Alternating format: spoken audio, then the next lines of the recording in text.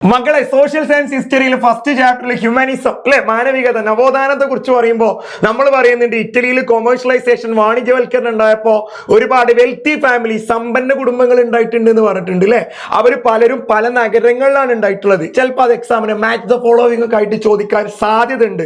അപ്പൊ എന്തായാലും മക്കളത് പഠിച്ചോ. ആ വെൽത്തി ഫാമിലീസ് ഏതൊക്കെ, അവരുണ്ടായ സമ്പന്ന കുടുംബങ്ങൾ ഏതൊക്കെ നോക്കി കേട്ടോ. അതെ, അവരുണ്ടായ നഗരങ്ങൾ ഏതൊക്കെ നോക്കൂ. ഒന്ന് മെഡിച്ചി എന്ന് പറയുന്ന വെൽത്തി ഫാമിലീസ് ആണ്. അതേപോലെ ഫർണിസി, വിസ്കൊന്തി, ഓർസിനി, ഈ നാലെണ്ണെങ്കിലും നിർബന്ധമായിട്ട് നിങ്ങൾ പഠിച്ചു പോകണം. പഠിക്കാൻ സിമ്പിൾ ട്രിക്ക് പറഞ്ഞാൽ മടിച്ചിയായ ഫർസാന, മടിയത്തി ഉണ്ട് പറയൂല നമ്മൾ അല്ലെ. ഫർസാന വിക്സ് വാങ്ങാൻ ഒറീസി പോയി എന്ന് ആലോചിച്ചാൽ മതി. അപ്പൊ മെഡിച്ചി, അതേപോലെ തന്നെ ഫർസാന എന്ന് പറഞ്ഞ ഫർണിസി, വിക്സ് വാങ്ങാൻ വിസ്കൊന്തി, ഒറീസ എന്ന് പറഞ്ഞ ഓർസിനി, 4 കുടുംബങ്ങളെ പേര് കിട്ടിയല്ലോ.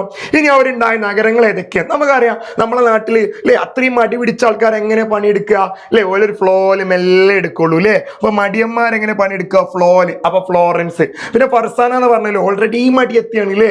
അപ്പൊ എന്തുണ്ടാവില്ല, എന്ത് പറഞ്ഞാലും കുലുങ്ങൂല, ഒരു കാര്യം പറഞ്ഞാലും എന്തുണ്ടാവില്ല, കേൾക്കൂല. പാറ പോലത്തെ മനസ്സാണ് കണ്ടോ.